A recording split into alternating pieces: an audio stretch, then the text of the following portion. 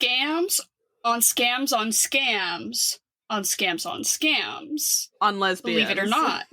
On lesbians on scams, on men on porn on scams. Don't even think you can scam a lesbian because you're just going to scam yourself. Exactly. That's the lesson. Happy Pride Month. That's the lesson you have to learn. Woo! Yeah, happy Pride Month specifically to all you scamming lesbians out there. Keep ripping men off of their money, identity, pride, and their property. Their fingers. Take their fingers. Only if you get to ride off into the sunset on a boat in full drag. Yeah, with a little mustache on. That's my dream. But this is The Swamp. It's our podcast. It's an acronym. Stands for some whack-ass movie podcasting. And today we're covering one that I've been telling you to watch for about 3 years, Dara. The Handmaiden. This is not the first time I've watched this. I've seen this movie before. Okay. I thought so, but I wasn't sure. But I knew before that I had hounded you about this. Oh yeah, I think it was about a year ago because I remember I was in grad school and Henry was like away on vacation, so with his family, so I was alone for a week and I just like didn't know what to do with myself, so I just would like make a salad bowl size of popcorn for dinner like every night because I like am incompetent and can't cook for myself, and I just watched movies. And I remember this was one, so it was about a year ago, but it was of course upon your suggestion. Because, you definitely were like, what the fuck is wrong with you? And I was like, I'm sorry, I'm busy. But, like, that's not a really good excuse.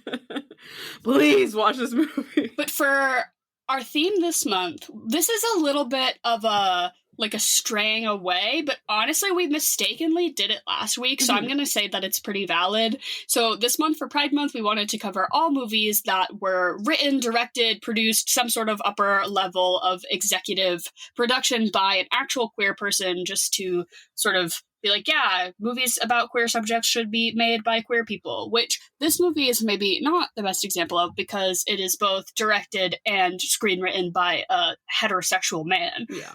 So it's, maybe an example, but it is based off of a book written by a lesbian, so we are saying that that's worth something. Yeah. Mostly we just wanted to talk about this movie. It is definitely, you can tell it was touched by a man, but I think at the heart of it, it still gives all of the lesbianism every sapphic needs. You know what I mean? It's pretty interesting. Do you know much about the book that it's based off of? Enlighten me, because I know you always do your research. I like to come in here not knowing anything.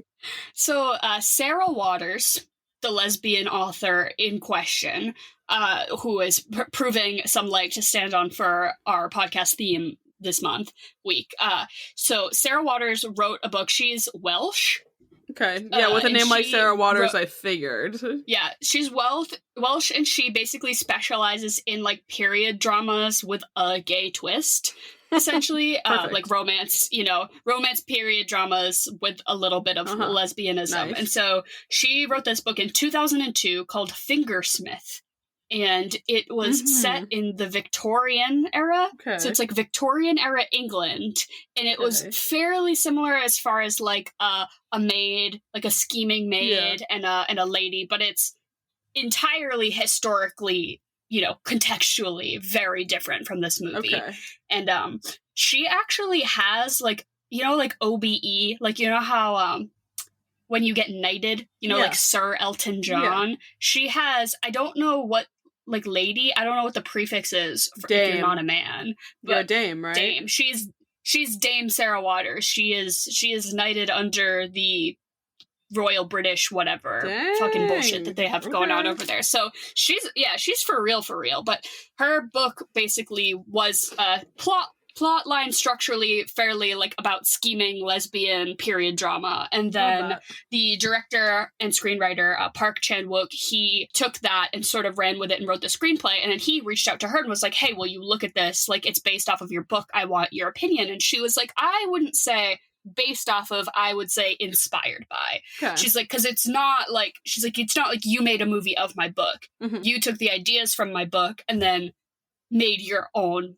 It's entirely it's its own film. The setting, of course, So, but she said she liked it and she liked what they did with it, so she at least gave it the thumbs up. Park Chan-wook and there was another screenwriter who he works with for like all of his movies. They did the screenplay together, which neither of them are queer, but they got the thumbs up from Dame Sarah Waters. So I guess that's a good thing. Perfect. Yeah, I'll give it to them then. If she did, I will. Because I think this is I think that a lot of lesbian films are, I don't know. I think it's very much focused on the queerness and being a queer person and obviously like their interpersonal relationships. But I think the plot of this movie is probably one of my favorites out of any queer movie to exist generally. I'm not obviously like Portrait of a Lady on Fire is like masterclass level queer cinema and everything like that. But if we're being honest, there's not a lot going on. It's lesbians lesbianing. This is lesbians being thieves. Yeah, lesbians scamming, traveling, plotting, heisting, dressing up, dressing down, fucking, destroying libraries. And then like 10 other things in between. Yeah, I totally agree. I think that there is sort of like a hump that filmmaking has to get over, like queer film or like movies about queer characters, that has to get over in fucking soon, because every gay character in every TV show and movie ending up either like dead, heartbroken, like that they are always just left like without a happy ending is such a trope that we don't need to see. And not every movie has to have them riding off into the sunset, like getting the ending that they deserve. But let's start making films, that aren't just about how fucking hard, depressing, and like how society is always against you if you're an LGBTQ person. Like give me something like stupid and happy and interesting where fucking shit happens other than this queer character getting berated. I think it was important that we got to this place of queer filmmaking that like it can be a center point in a film, because for a long time it wasn't, and it was just like a one-off character who like either was tragic or like was a punchline and all that shit. And so I'm really happy that, don't get me wrong, I'm really happy that we have all this great queer cinema where we can enjoy like queer love and just revel in that and have that. But at the same time, like, give me something where there's more of a plot. I want other things going on than just gay people being gay. I live that every day. Write a movie that is a good movie, and then make your protagonist queer. That's how you should write your movie. It should start that way, not the other way around. Which this film, I think, is like such a great example of that. It is at the center of it. It's not like it is the main plot point of this whole film is that their love ends up like triumphing over the power of the scheme. But and oh my god, period pieces, man. That's the other thing. If you think your movie's boring, just make it a period piece. I'm sure it'll level up the interest level, at least a little bit. Yeah. Do we want to get into a little? Oh, so for a hard spoiler warning, if you are one of the lovely people who listens to this podcast without watching the movie prior, I love you and I appreciate you, but this is not the one to do it for. This movie is twists, on turns, on diverting your expectations at every moment, and it's a great film, but I promise you, knowing any of the plot twists in it will completely ruin your experience. Like to me, I'm like, I will never get that first viewing back, because it's so like oh my, like exactly like capturing. So if you haven't seen this movie, pause this, please go watch it. I don't even care about our streaming numbers at this moment. I care that you get that first viewing experience of The Handmaiden. It's on Amazon. I think it's streaming on Amazon for if you have Amazon Prime. So you can watch it there. Yeah, this is your forewarning. If you have this on your watch list and you plan on seeing it, do not listen to this. Go watch it. I advise you to go watch it now. Take the 2.5 hours, then come back and listen. But also, pause. Any of you can click away now. But also, forewarning, there's a lot of themes of like sexual assault and like harassment kind of in this movie as well. So if that is anything you don't want to listen to, feel free to click away. But it is a bit of a graphic movie. Yeah, like graphic on-screen fucking for like extended scenes. Yeah. But I guess we've already spoiled, they do get a happy ending, so and a lot of the graphic on-screen fucking isn't like negative. Mm-hmm. Like I don't think there's any like aggressive on-screen sexual assault or rape to my. No. I mean, like a little bit, but not like there's nothing like, as graphic as. Yeah. I feel like you could almost like categorize this movie as like an erotica. Absolutely. Like, that's.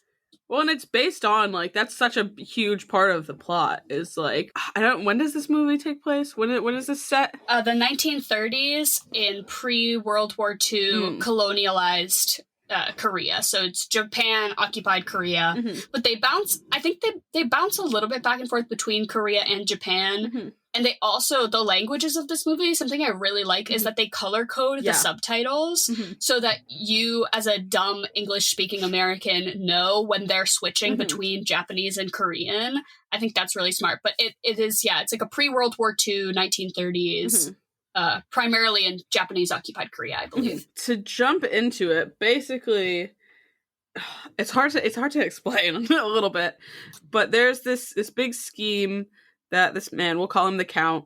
I don't know what his actual name is. But he is basically a scammer. He has made his way up in the world by like pretending to be someone he's not. He's like, was born like a farmer's son kind of thing. But so he has this ginormous big plan to scam this wealthy young woman and her uncle out of her inheritance money. And he decides he needs this handmaiden to accompany her or him and kind of like persuade her to marry him or whatever. And the deal is that she'll get like 50% of whatever he earns, and then like her dresses and jewels and all that shit.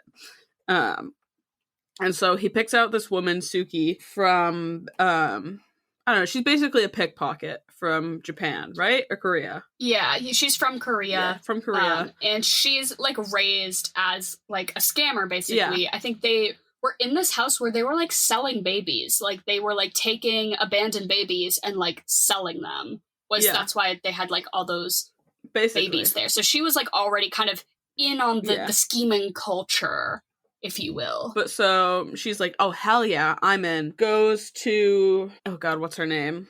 What's the other one's name? Hideko? Yeah.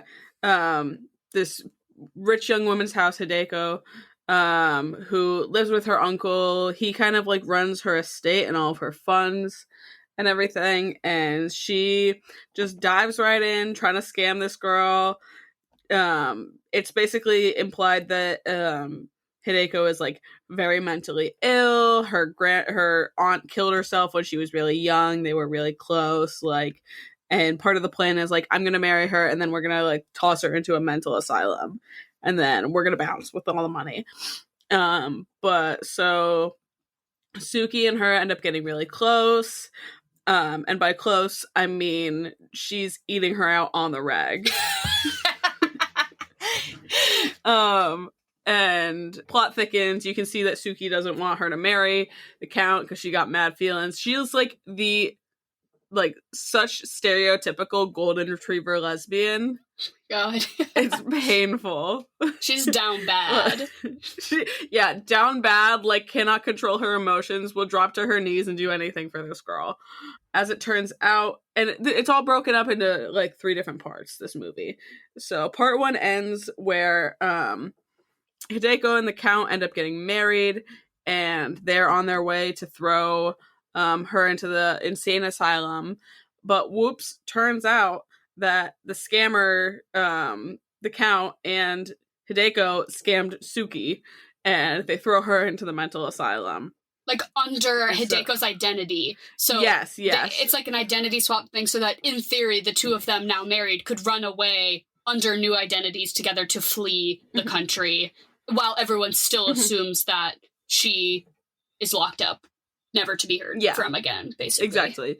Exactly. So then you go back and part 2 starts where essentially what happened is it like reverses back to like a handful of weeks or months ago or whatever, and the Count had originally gone to Hideko and been like, hey, I have this great scam. I'm gonna get this handmaiden here.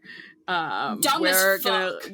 Yeah, you made that a really big point. He's like dumb as a brick, dude. We're gonna get her over here. She's gonna take on your identity. You're gonna be away from the control of your uncle. I will get all of your assets because I'll be your husband. So then, like, we can like split them up and all that shit. And you'll be good and free. And she's like, okay, hell yeah, I rock with that. Mind you, you find out there's this whole big backstory of her uncle is going and having her read and kind of play out these erotic novels to like him and these rich gentlemen throughout the country, and he's like hosting these big erotic readings and all that shit, and it's pretty nasty, but yeah, the flashback basically goes all the way to when Hideko was like a little girl because her mom died, and then her aunt was there, but then her aunt later they show her aunt killing herself. But basically, from as soon as she could read, they were training her to basically perform read porn. These like erotic novels. Which the reason that the Count has an in with the uncle is that he had a long time ago gone to him and be like, hey, these books are worth a lot of money, but you don't want to give them up because you're a little pervert. But I am a master forger, so I'll forge the porn. We do the readings, and then you're like, it's for sale, but it's really a fake one. And so that's why the Count, or like the scammer, OG scammer guy, basically had his in the first place to then swindle his way into marriage with the niece, which the uncle also wants to marry the niece, so they have to like wait for him to be gone, which is like a whole other like fucked up thing. It's so nasty. But so you kind of flash forward and you see Hideko is also down bad for Suki. It's a whole thing. Hideko tries to like kill herself at one point. Suki's there like holding her up like from the tree that she tried to jump off of. Like, it's a whole fucking thing. But as we get into part 3, you realize that Suki and Hideko had actually scammed the Count. Suki ends up like escaping from the mental asylum. I don't know how exactly. They didn't get into it really. How like there arson. was a fire that was set. Yeah, I know arson, but how the fire got started. But basically there's a fire there. Suki's like, let me sneak away while all of this kerfuffle is going on here. And she basically ends up meeting up back with Hideko after she drugged the shit out of the Count. And then her uncle gets his hands on him and he starts torturing him. It's this whole big thing. But yeah, Hideko gets into drag, puts on this cute little mustache and glasses and like poses as her uncle, and Suki and her get on a boat and live happily ever after, putting bells in their pussies. And I would say like the pinnacle, like the apex of this movie is it like after they link back up, they go back to the house and like they destroy all of the porn basically. Oh, it's the night before they leave. They leave, in theory. Ooh.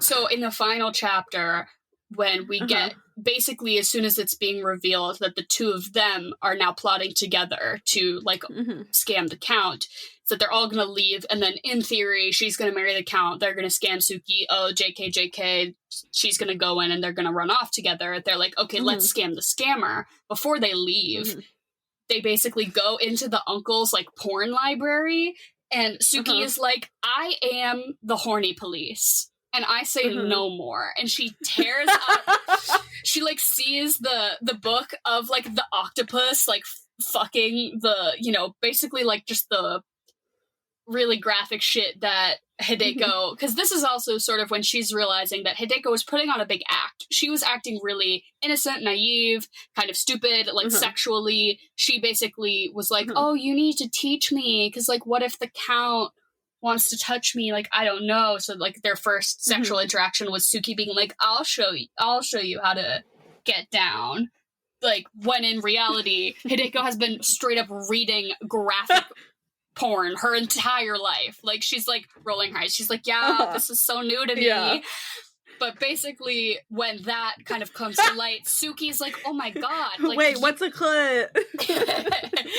But Suki's basically like, oh my god, like, you've been, like, basically been, like, you know, oppressed and, like, been used as this gross sexual object your whole life. That fucking sucks. Let's destroy all the porn before we dip. Mm-hmm. And they throw it all into the pool that's under the floor, and they like dump all the ink on it, and it's and it's so like cathartic and beautiful. It's beautiful because that's when the narrative turns. That's when finally the two women have all the power. Yeah, my girly pops are rising. But also, like, that is like the one scene that I remember really vividly from my first watch of this movie that I loved. I thought it was gorgeous. I thought it was beautiful. There's this one great, like, almost overhead kind of overhead shot of them ripping up the floorboards, and like all of the books are scattered around, and they're starting to like throw them all into the pool and toss ink on them, and it is so gorgeous. Like, I don't know about you, but one of my favorite things about this movie is the cinematography. It's outstanding. You get these beautiful shots of these rolling hills in Korea, and just anything and everything, and this amazing big house, and and also the costuming I thought was stunning. Yeah, so this movie not only is a great representation of like your queer film can actually be about like stuff that's exciting or like not fully centered on that, but it's another example just for filmmaking in general that you don't have to have a $1 trillion budget to make your movie good or look nice, because this movie had an $8.8 million budget.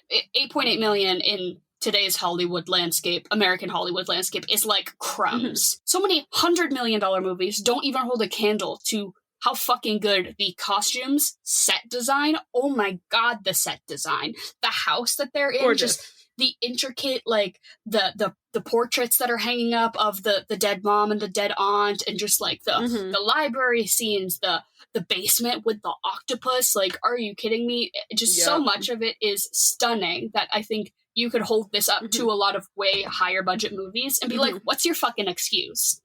Like, for real. Yeah. Can we talk about the massive sex scene? Yeah.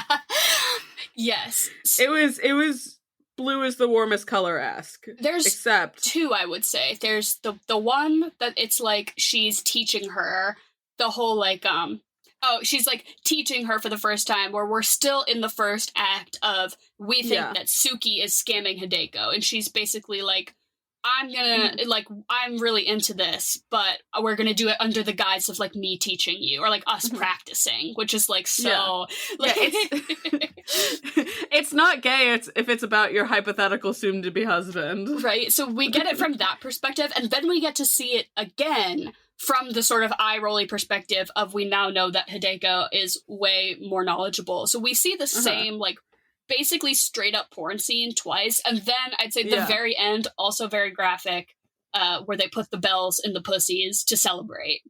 That's also to celebrate. Yeah. The second like go around of the one big sex scene is definitely a lot more. It's like 10 minutes long. It's like 10 minutes. Again, very blue is the warmest color-esque.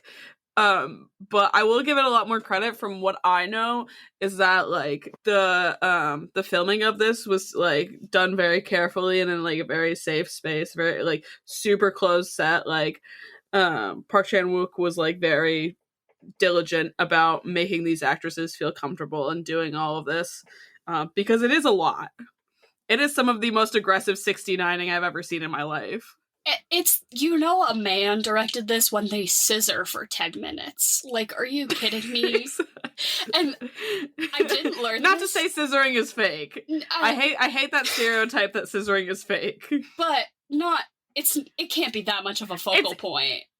No, and it's not the hands clasped, like they're like, it's like when you're pulling your friend up from the ground or whatever. Where I literally have written that was shot like a war movie. Like, you're pulling your homie up like from the edge of like, you know that movie Hacksaw Ridge with Andrew Garfield? Like, literal, like, Hacksaw Ridge dragging the soldier's body, like, or like a Michael Bay film, like, come on, I got you, bro. Like, it was so that, the way it was shot. But I didn't know this until after, when I was reading the facts, that was not, like, in the script that one of them just got tired and was like, I can't keep doing this. The other one's like, we can hold hands. Like let's shift the leverage. I got you, baby. Which is like almost even funnier. But also, there's so many moments in that like scene that like, oh my god, made me like would have made me dry up like a fucking clam, dude. Was it not even like a clam? That's the opposite, but you know what I mean. But like, dude, first of all, I didn't need the 2 shots of her just slow sticking her tongue out in between her legs. POV. Like, they put a GoPro up Hideko's hole, and they were like, we're gonna get that shot of her going in for that first dive. It was, and they showed it the exact same shot twice. I'm like, I didn't need this once. Didn't exactly. Like, I know what Munch and Muff looks like. I don't need to see this. It's like the slowest, like, her it's like a 5 seconds of her just, like, slowly sticking her tongue out. I was like, no! And there's also this one line, oh, it made me want to peel my skin off and put it outside to dry. But she was literally said, I wish I had breast milk so I could feed you. Maybe that was a thing. Too much. Like, too much. Back in the day? Like, I get it. Suki, you have mommy issues. I know she died really young. I know both of your mothers died, like, really young, but that doesn't make this any better. You don't have to say the quiet part out loud. Like we all know. Yeah, I didn't love that. Like, the infantilization or whatever. Yeah. Because there was a little bit of that. And, like, not to be the horny police, but typically in movies like that have this level of it, I'm like, I am so annoyed because I'm like, I just don't need to see it, and it's just porn.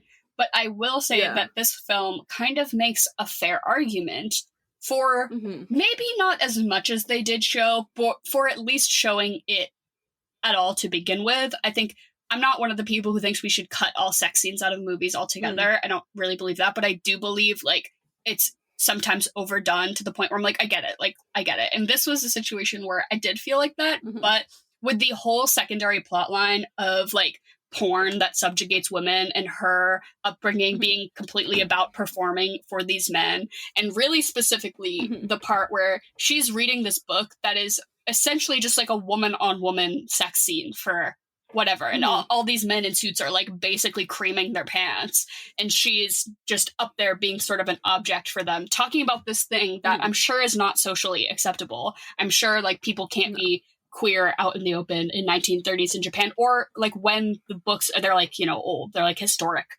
porn. I'm sure even then it wasn't into it, like it wasn't a thing that people could do, which is such a true thing even today of like, I can jack off to lesbian porn, but I hate gay people, you know, like that conservative mindset of like, oh, like it's fine if it's for, you know, my sexual male gaze, but it's not okay when it's somebody's actual life. And I think that part, and then having her be a victim of sort of that weird, gross environment. And then we get to see her have sex that she likes and enjoys with a person that she, like, that she feels like she can be herself with, which I'm like, okay, I guess you earned that.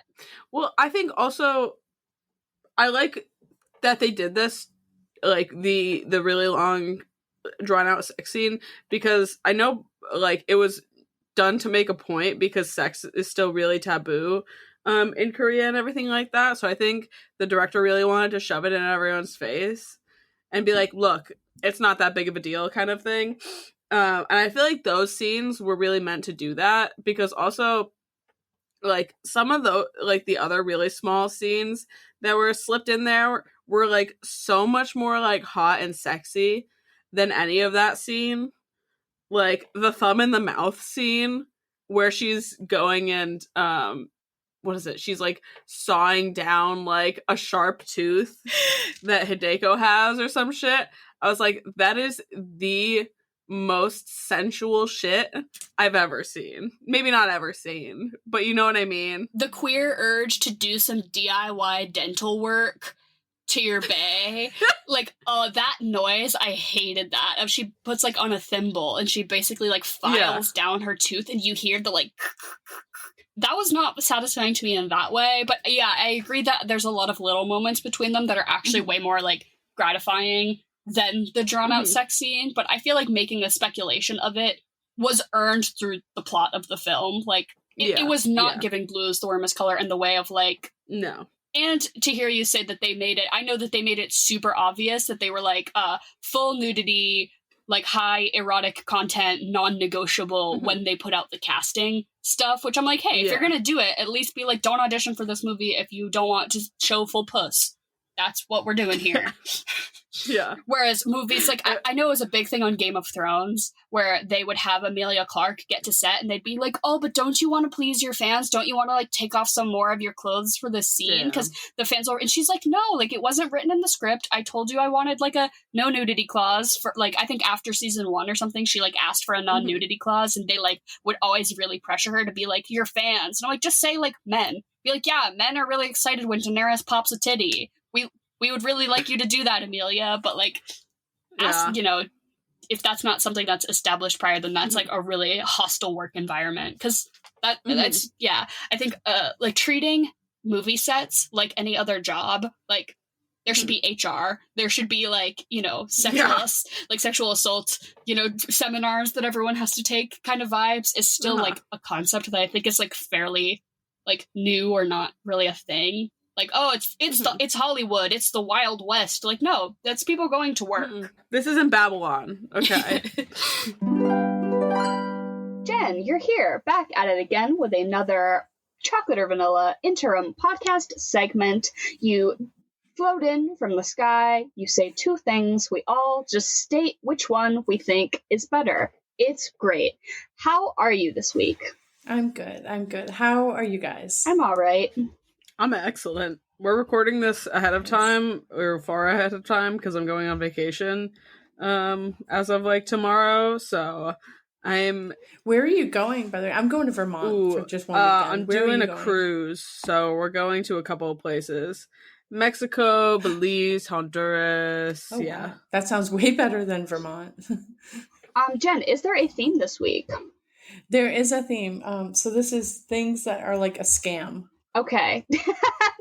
I love this because you asked me, you're like, I don't know what this movie was about. So I, like, tried to explain the plot to you, like, which is so hard because this movie has got so much going on. But you were like, I think I can work with this. You were like, I think I can extract something here.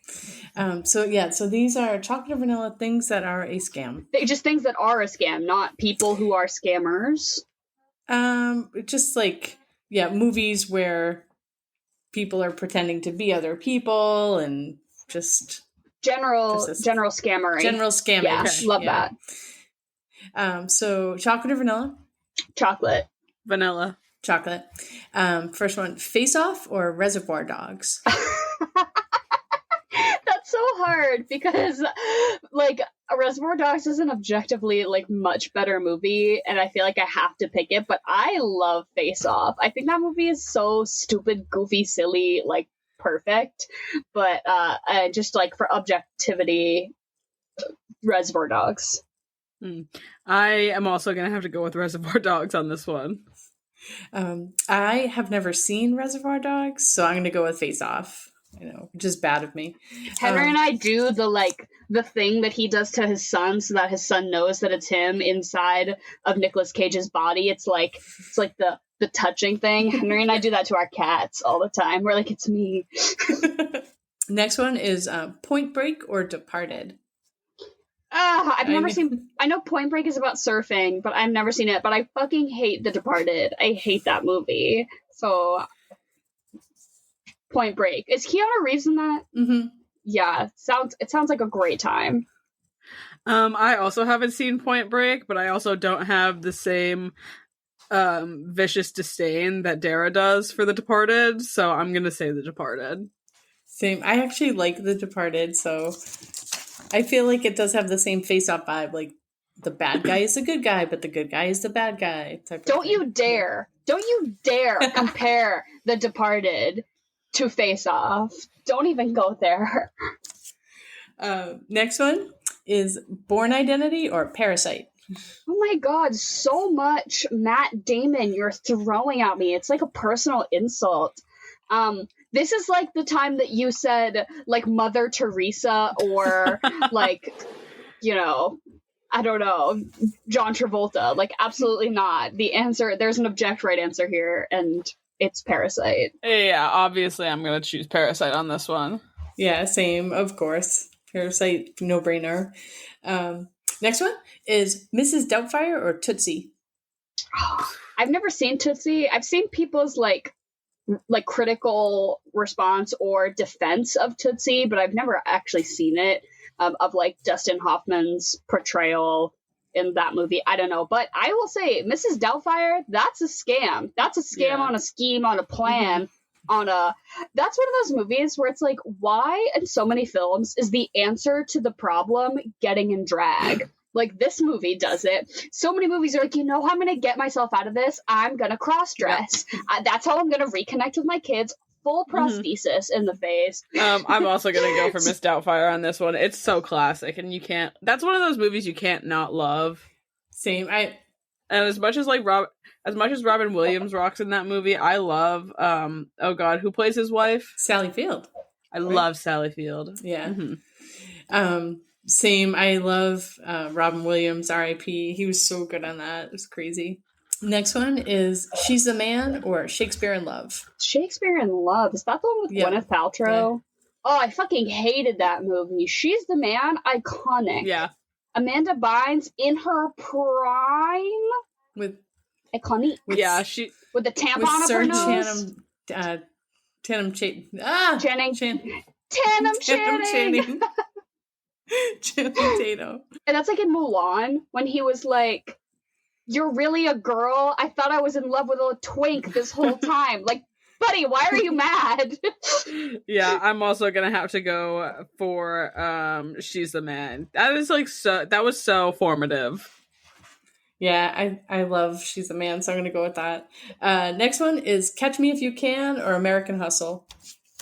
Ooh. I've never seen American Hustle. But I like Catch Me If You Can just fine. I know it's a musical. I've never listened to the musical, but I think the movie's okay. I really liked American Hustle, but I think that Catch Me If You Can is for sure the better movie.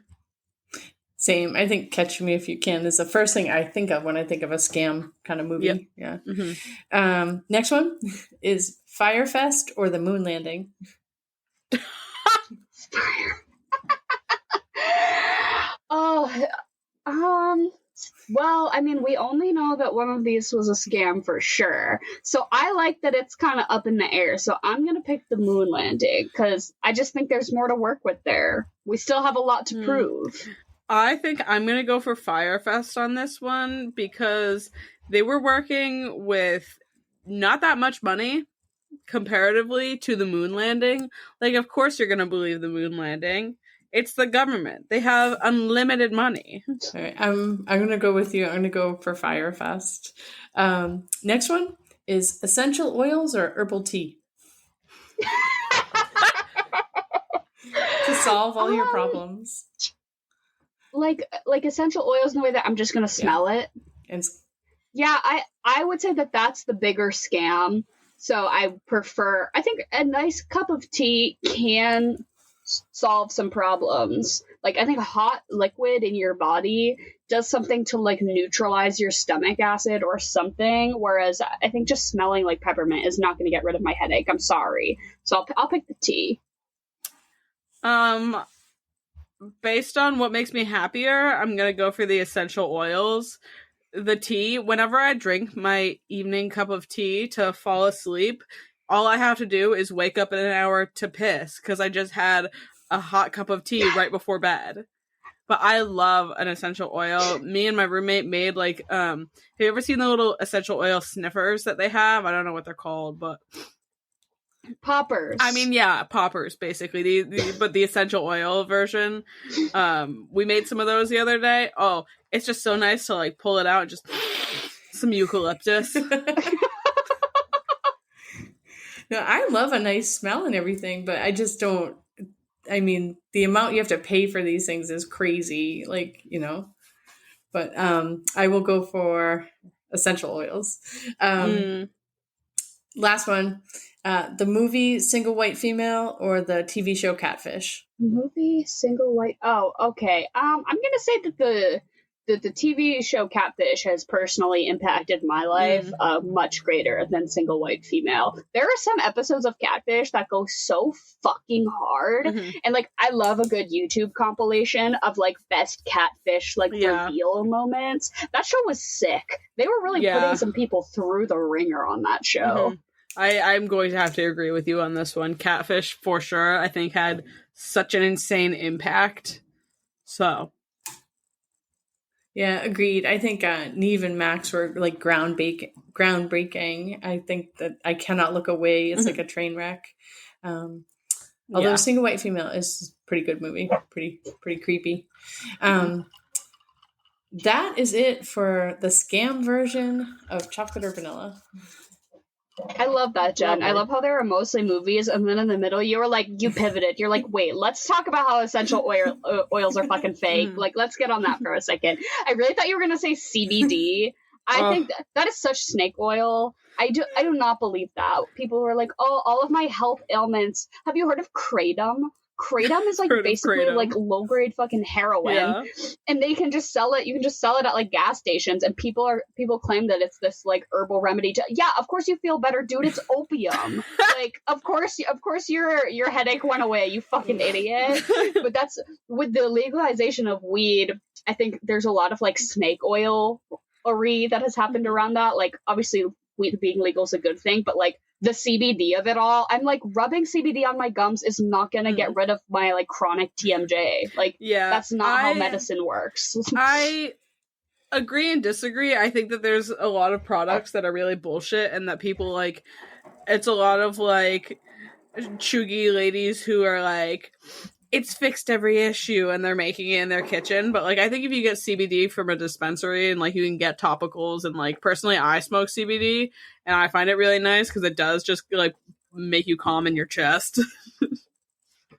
But yeah, no, I feel you. I don't believe you for a second. That's fair. Emily. No, I think it's working for you because it's a placebo and it's working for you, which is just as good as it working regularly. Exactly. So if it is, fine. I'm not mad. I was shocked you didn't bring up college, Jen. Oh my god, the college board. That's the biggest fucking scam of my life. Yeah, really. I almost did. I'm not gonna lie. It was on my list. College loans versus what I have nothing to even compare it to. Well, that would have really bogged this conversation down. So let's get away from that. And Jen, thank you as always. Thank you guys. I love you so much. Have an awesome night. And have fun on your cruise. Oh my gosh. Thanks, Jen. Yes. Speaking of, you mentioned the sound design of like the clicking in the mouth while she was sawing down her tooth. The sound design in this movie is insane. Some in good ways, some in bad ways. Like, there's times where she's putting like the cover to the oil lamp back on, and the clicking and the clanking just scratched my brain so perfectly. But also the of her eating pussy was a little much. Hey, at least they committed. They're like, we're going balls to the wall ASMR on all fronts. Yeah. But no, I thought the sound design was really good. They also, I mean, I guess as far as like graphic content, this movie does show a suicide and an attempted suicide, which is like crazy that the extended porn scene would be the thing that people like have an issue with, because like we literally see somebody try to hang themselves. Okay, but like respectfully, it was kind of funny. Why though. is that like, so funny? It's like she's like just so done. She's like, ugh, like I knew it was gonna come, like whatever, let's just get this over with. And then she drops from the tree, and Suki is grabbing onto her feet, like holding her up, screaming and crying, and you just see her there, and she's like, let go. Just let go. Come on, let me do this. And then Suki does for a second, because she gets so pissed. She gets so pissed that she lets go, which in theory her neck would break. Like, there's no coming back from that. But then she's like, oh shit, I forgot, you're hanging from a tree. Yeah. And she like scurries back. Yeah, and it's purposefully comedic. We're not like sick and fucked up. Like, it's shot in a way that it's supposed to be kind of goofy. But give you a little giggle. The part also from the first, so we see her aunt kill herself, which assuming that her aunt was also like being forced to perform these like weird erotic plays and like was kind of just over the whole thing, and so she hangs herself and everyone's just kind of like standing there watching her like dangle, which is like a pretty like intense scene. But then later like 9-year-old Hideko says to her uncle, she's like, yeah, in those books you made me read, it says that corpses shit themselves. Or she's like, yeah, I know that corpses usually shit themselves and vomit everywhere. And, like, she wasn't like that. So, like, what was going on there? And that's when he takes her down into the basement to basically show her that there's this, like, torture chamber with a live octopus and everyone's genitals are cut off and in jars. And he's like, so don't fuck with me. But I'm like, of course. Or he's like, how do you know that? I'm like, of course she knows that. You've been making her read, like, X-rated books. Of course there's going to be something about corpses shitting them. You know, everyone's into some weird stuff back then, you know? It's just like, okay. Be serious. Okay, uncle. But basically at the very end, the Count kind of, like, gets his, like, big comeuppance because he has this thing where from the beginning, he claims that he understands that Hideko isn't attracted to, like, him or men, or I don't know if he understands that she's gay, or he just thinks that she has this thing about her that she isn't like prone to the persuasions of like charismatic men, basically.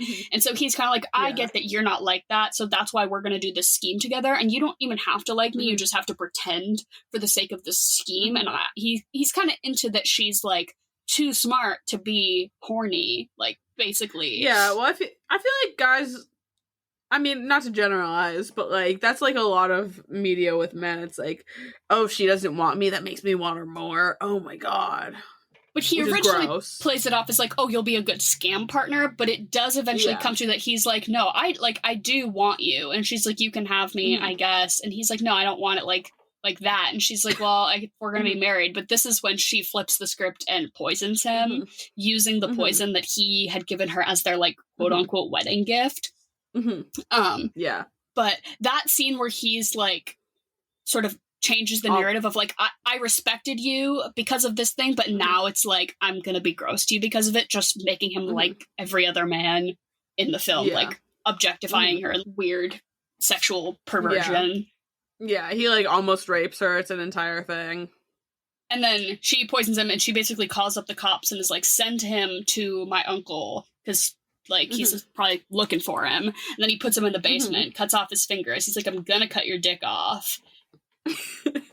Which, to be fair, like, earned. Yeah.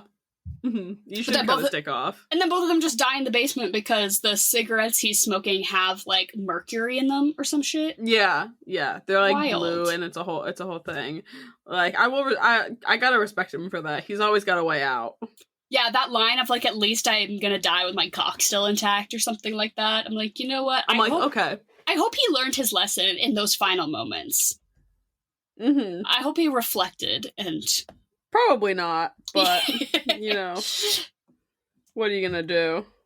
I also, like, when they're taking him away, he pulls out 3 cigs and rips them all at the same time. I love that. Like, he just like me for real. He's like, he's like, he rolled down a window. I'm about to.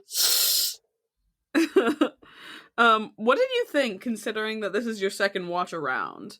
Because I feel like you can never get back that experience of first watching it. And for me, it made the first part of the movie, or part 1, like, a lot more difficult to slug through, I guess, because I knew what was coming. Which was still good, but, like, I don't know. It is definitely one of those ones where it's like, it will never be as good as that first watch. Oh, yeah, for sure. Not to just compare 2 movies because they're both from Korean directors, but I do feel the same way about Parasite. Like, knowing the big twist in Parasite makes up until that twist, like, kind of like, okay, like, I know it's coming, so it's, like, a little less. There are a lot of movies that are like that. Like, once you know the thing, it kind of loses some of the excitement. But I felt like also, like, you notice littler things because you're not trying to, like, unpack as much. Like, I think this time around I did appreciate more of the cinematography, the costuming, the sound design, things like that, because I wasn't trying as hard to, like, figure out what was going on. Which I think is a second watch kind of mentality for most movies, I think, like, that you can kind of dig into, like, the subtleties a little bit more. But, like, first watch of this movie is, like, definition of, like, movie magic. Like, why? That's why, you know, this is why we do what we do. Tell you what, gonna get me and my partner matching pussy bells for our big anniversary. Oh my god. I feel like they call them like Benoit balls. Yeah, but like do those do those like really do much is my question, because that seems like the least satisfying thing. Well, I don't know much about any of it. I don't know about the bells. My thing is that they just look like reindeer bells. That I'm like, those metal ridges are gonna get caught on something. Like, this is a Christmas movie. Like, girly pop, if your labia is not one of those teeny tiny little one, like just porn star slits, like, you're getting cut up. Do we want to get into our regularly scheduled programming? Yeah, I'm trying to think of who because it's tough, because if our three main characters are the Count, Hideko, and Suki, that's pretty obvious that we're both going to kill the Count. So I'm trying to think of who, like, a third character is who isn't, like, a huge piece of shit. There's not. Which... Yeah. So we're both going to kill the Count. Who are we fucking or who are we marrying? And so, unfortunately, Suki doesn't have a fucking dime to her name. So I think just for, like... Or a brain, respectfully. They think... She's got a big heart. She's sweet. She's got a lot of love to give, but that's not really gonna do it for me. And I am... Unfortunately, I'm not a gold digger, but I am reasonable. And so I'm gonna marry Hideko and I'm gonna fuck Suki. Except if she pulled that breast milk thing on me, it's over. What, Suki? Yeah, no.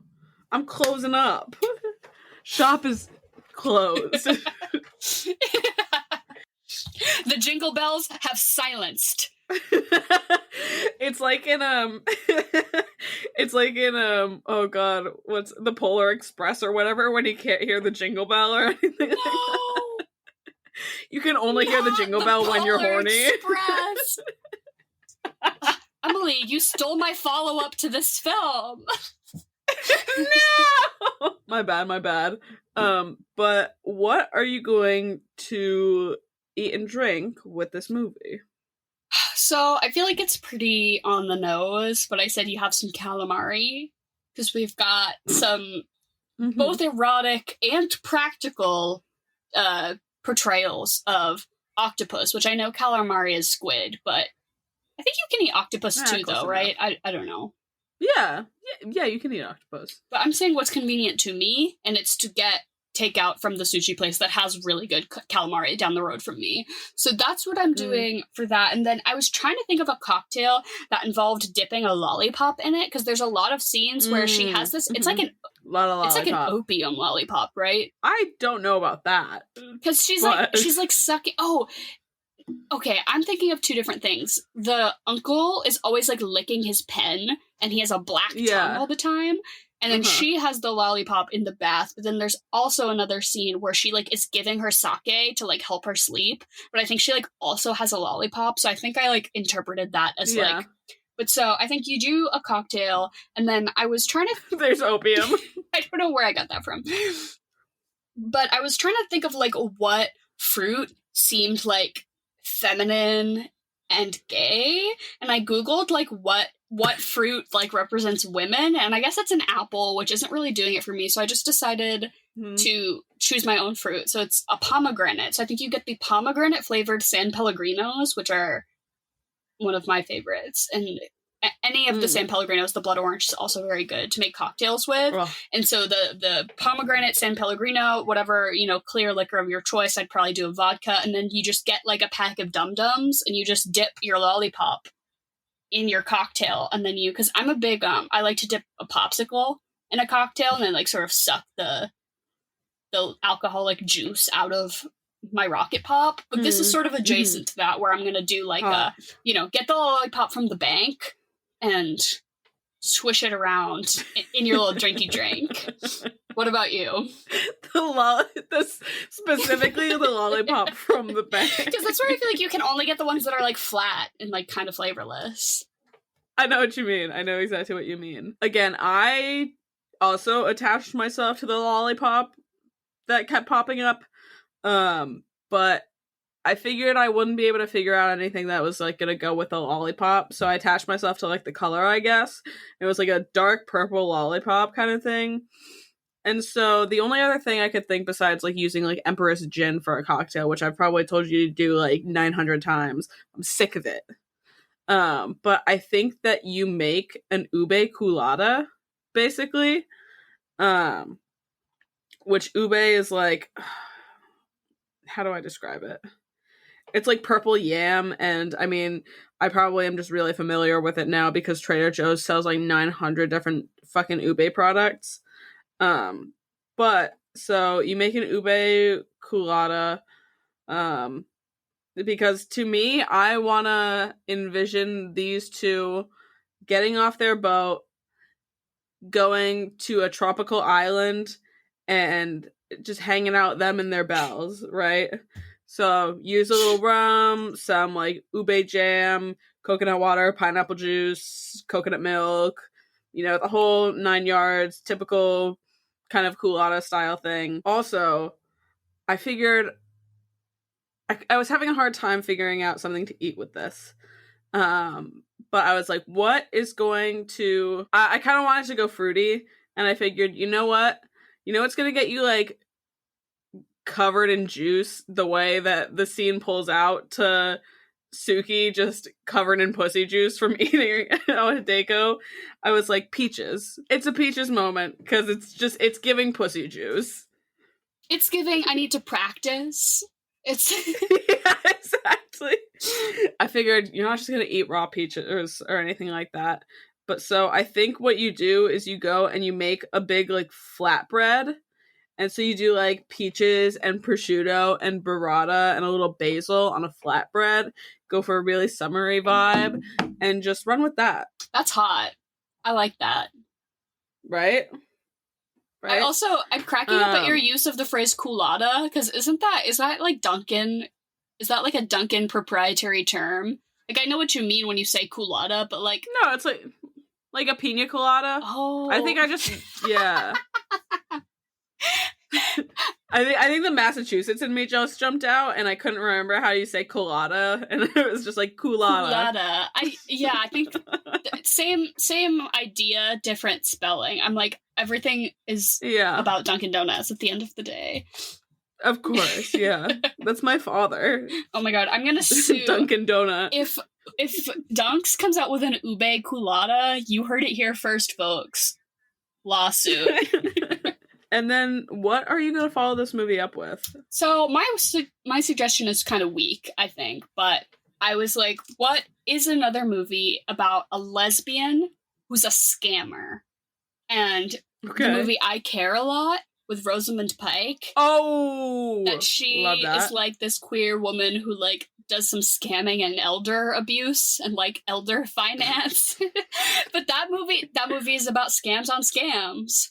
Yeah, it's true. And so I figured it would be too repetitive of me to tell you to watch The Talented Mr. Ripley, because we covered it last week, and there actually are an eerie number of similarities between The Handmaiden and The Talented Mr. Ripley. So that is, I mean, The Talented Mr. Ripley holds nothing of a candle, even close to The Handmaiden, but I do think that could be kind of an interesting back-to-back watch of like, oh, okay, yeah. I see what's happening here. Mm-hmm. I agree with you. I like that. I am going to tell you to watch... I don't know if it was her directorial debut, but I think you watched Celine Sciamma's Water Lilies, which 2007. It stars Adele Haenel, and it is basically this. It's a queer story, and it's definitely like centered around two young girls being queer and figuring themselves out. But I also think it's kind of very twist and turny because you don't know where it's gonna go or what's gonna happen. But it's basically centered around like this French suburbs like synchronized swimming team, and this young girl joins the team just to like get close to Adele, and yeah, it just I don't know. Letterboxd puts it really well, saying it captures the uncertainty of teenage sexuality with like a sympathetic eye. So yeah, and I really liked it. It's a short film, but it's really good. I think you can find it on like you can't find it streaming anywhere, I don't think, or at least not as of like last year or 2 years ago or something. But you can, it's definitely like if you literally just look it up, you can find a free link online. So if you can pirate it, 123 lesbianshortfilms.com. Lesbian yeah, exactly. Queer short films for free.pirating.net.